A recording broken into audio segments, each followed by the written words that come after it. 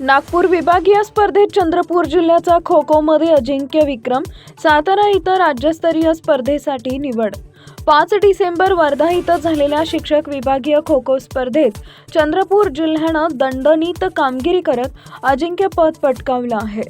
संघाचं नेतृत्व नरेंद्र कन्नाके यांनी केले, तर टीममध्ये कृष्णा गर्जे, नितीन कुंभलकर, पूजा चौधरी, स्नेहा कुंबरे, गिरमा गायकवाड, बबिता उईके, नीलकंठ ठेंगरी, नंदा चंदे, आशा तुरानकर।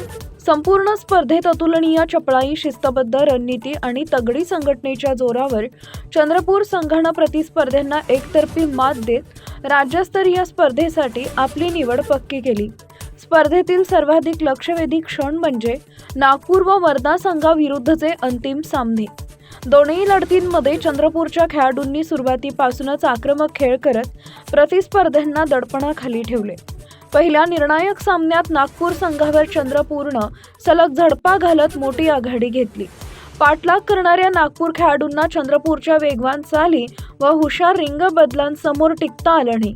सामन्याचा अखेरचा टप्पा चंद्रपूरचा एकतर्फी वर्चस्व दाखवणारा ठरला। दुसऱ्या सामन्यात वर्धा संघाविरुद्धही चंद्रपूरनं तितक्याच दमदार पद्धतीनं विजय निश्चित केला। चंद्रपूरच्या बचावपटूंनी अप्रतिम सहनशक्ती व तंत्राचं प्रदर्शन करत वर्ध्याच्या प्रमुख आक्रमकांना सुरुवातीलाच बाद केले।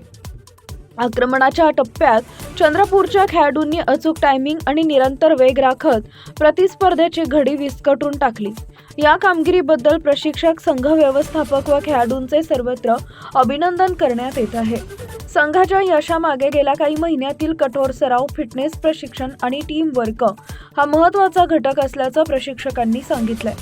या विजयानंतर चंद्रपूर जिल्हा आता सातारा इथं होणाऱ्या राज्यस्तरीय शिक्षक खो खो स्पर्धेत आपली ताकद दाखवण्यासाठी सज्ज झाला असून जिल्ह्यातून खेळाडूंना मिळालेल्या प्रोत्साहनामुळे त्यांचा आत्मविश्वास अधिकच वाढला आहे।